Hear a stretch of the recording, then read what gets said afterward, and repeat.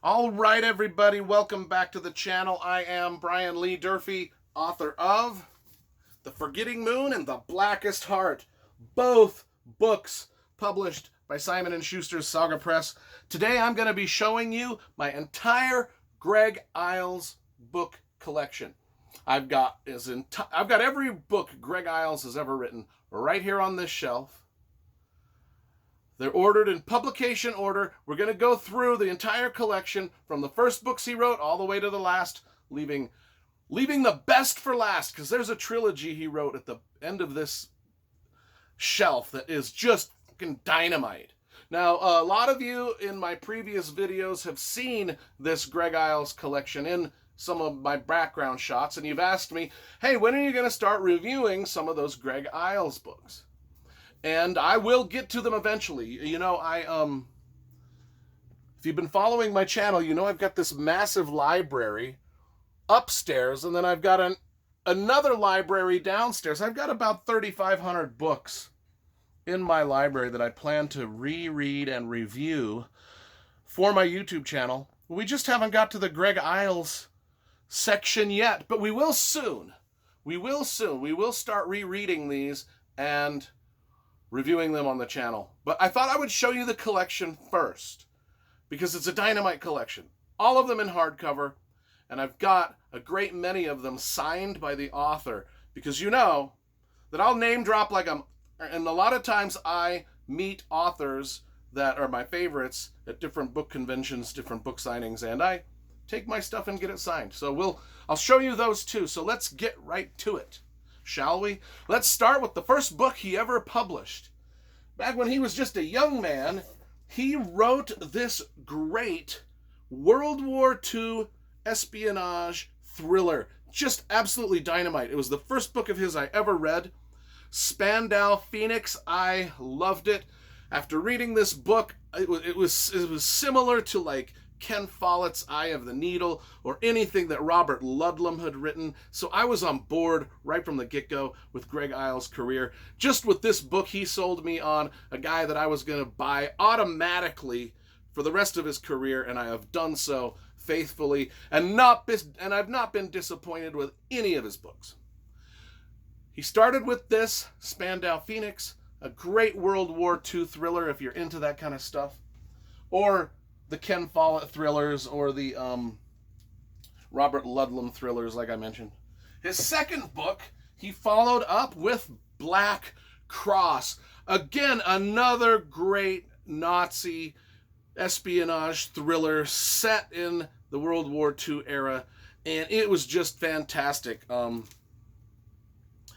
Loved it, loved it, loved it. So now Greg Iles has come out with, as a young man, come out with two superb international thrillers. So he's well on his way to being the next international thriller writer. And he didn't write another book like these two again. In fact, he kind of jumped over to more of mainstream sort of literary mystery novel type writing. I mean, his stuff is very literary. He's just a gorgeous writer. And he decided to kind of jump into just straight mysteries, straight kind of like mystery / thrillers set in our day, not dealing with the Cold War or the Nazis or any sort of thriller. And he came out with Mortal Fear, which was just a really good, solid thriller. God, it's been so long since I read this, I don't remember shit. But he did sign it for me. He did sign it. As he also signed The Black Cross. And he also signed Spandau Phoenix. Like I said, I was going to show you all the signed copies. And then he came out with The Quiet Game, which stars his... This is the book that came out. This is one of his best, and it's got a character named Penn Cage in it. Now, Penn Cage ends up being sort of the main character of most of the rest of these books. Sort of like the recurring character. Now, there's about 3 or 4 that he does not show up in. But for the most part, Greg Iles has taken this Penn Cage character and turned him into sort of his reoccurring guy. Much like Harry Bosch or C.J. Box's Joe Pickett or, even Longmire. It's just a guy that's in every book, solving mysteries, doing things, weird things are happening. But The Quiet Game is the first one where Penn Cage shows up. Great little book. And then we get to know all of... we get to see everything. From here on out, we get to follow Mr. Penn Cage throughout all these books in his family life, his wives, his children's, his grandparents, his father. We'll get into that a little bit later. Then Greg Iles wrote 24 Hours. The only book of his that ever became a movie, I think. Yes, I think this is the only one that ever became a movie.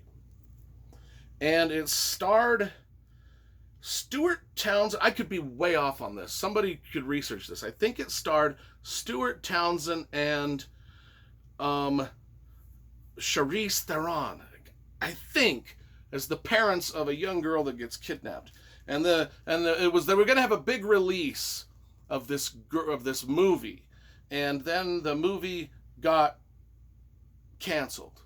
I mean, they filmed the movie. I've seen it on DVD. They filmed it. They just never released it into the theaters. It got canceled because this is about the kidnapping of a little girl. And right at the time they were going to release it, several little girls in our real world got kidnapped, like Elizabeth Smart. There was like a handful. And so things about kidnapped little girls was a sensitive subject, and so they dumped the movie out of the theaters, and it just came out on DVD. But it was a good movie. Good movie. Little history that I told you that I just conjured up out of the top of my head. I think I got most of that history right. Maybe somebody out there can Wikipedia the whole story of this book, 24 Hours, and I think I got the actors right. Anyway, that's neither here nor there. The point of the story is Greg Iles is a good writer, and he signed this book for me too.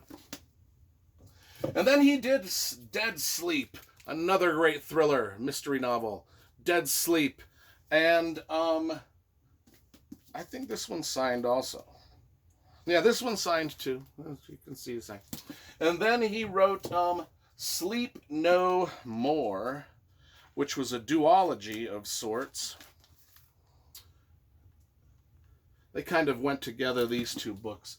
And then he wrote The Footprints of God. So The Footprints of God, he kind of went back to his early thriller days where he just wrote an espionage thriller. But this came out shortly after the Da Vinci Code craze. Like, the Da Vinci Code came out in 2003. And then every single author on the planet seemed to want to cash in on that success, and so they sort of wrote their version of that international Da Vinci Code type thriller, and this Footprints of God was Greg Iles' go at that, and it was pretty good. It was actually one of the more popular and better written Da Vinci Code sort of knockoffs. And if you want to know how brilliant the Da Vinci Code was, because I think it's a brilliant novel, all you have to do is go back and see the tens of thousands of writers that tried to copy that formula and how successfully they failed at it. There was only a few, like Greg Iles, that actually sort of hit it out of the ballpark too. And this became a big hit for Greg Iles also. And it was, and it's admittedly following that Da Vinci Code sort of fan base. But I really liked it. I really did like it. Now we get into some more Penn Cage books. Like, most of the rest of these star Penn Cage as our main character. We got Blood Memory. Another thing that I like about this section of books here is I just love the covers. If you'll notice, this section of books here, they kind of made all the spines match up so it looks real nice on yourself. And all the covers sort of had a similar theme to them. And you know me, I love cover design and graphic design, and I love it when publishers put like similar themes. And so that's kind of what they did with these next 5 books. which sort of all belong together. But let's start with Blood Memory. It's got a great cover, and this was a great mystery too. These mysteries, just so you know, are all set down in Natchez County, Mississippi. I think that's where Natchez is. Mississippi. It could be Alabama. Turning Angel. I really remember reading this one and loving it. This was one of my favorite ones, actually. And I love this cover. This cover is just beautiful. With this angel sculpture. Now, the books that I'm showing you now, none of these are signed. So I'm not going to brag about that. True Evil. Another great mystery novel. The Third Degree. And one of my favorite Greg Isles of all time, The Devil's Punch Bowl. I actually really liked this one. I mean, it was super fantastic. This one was hard-hitting. This one dealt with some subject matter that was hard to read about, but I really liked it. Now, let's get to my favorite Greg Isles novels, and this is his Natchez Burning trilogy. Starting, of course, with Natchez Burning. Now, this is starring his main character, Penn Cage, and it deals with some violent murders that took place way before Penn Cage was born that involved his father and his father's medical practice. And so it jumps this entire trilogy, which includes Natchez Burning, The Bone Tree, and Mississippi Blood, all three of these. And if we look at them all on the shelf together, they just look dynamite together. Just love the way they look together. Super slick looking books. Starting with Natchez Burning, but it jumps back and forth in time a lot, back into the 1950s, I believe it was, and then into our day. But it goes to some murders that happened a long time ago, and it just bounces between generations back and forth for 3 whole novels. And the resolution of the mystery doesn't take place. And each novel is about 800 pages. So we've got a mystery series trilogy. You don't get a lot of that in the mystery genre. Usually it's just standalone books. But these are not standalone books. You have to read the trilogy to get to the final climax of the whole mystery. 800 pages, that's 1,600 pages, another 800, 2,400 pages of just absolute gorgeous writing, atmospheric Southern mystery, kind of like your True Detective type thing. The one that starred Woody Harrelson and Matthew McConaughey. This is the atmosphere we got here. Actually, even the 3rd season of True Detective, you could sort of compare these two. Just probably in my whole thing of his mystery novels, I would say that this trilogy just ranks up way high, way and high. So it's Natchez Burning, The Bone Tree, book number 2, and Mississippi Blood, book number 3. And these are written as if a literary master wrote them. I mean, this is a master class in how to write mystery novels with a very literary flair.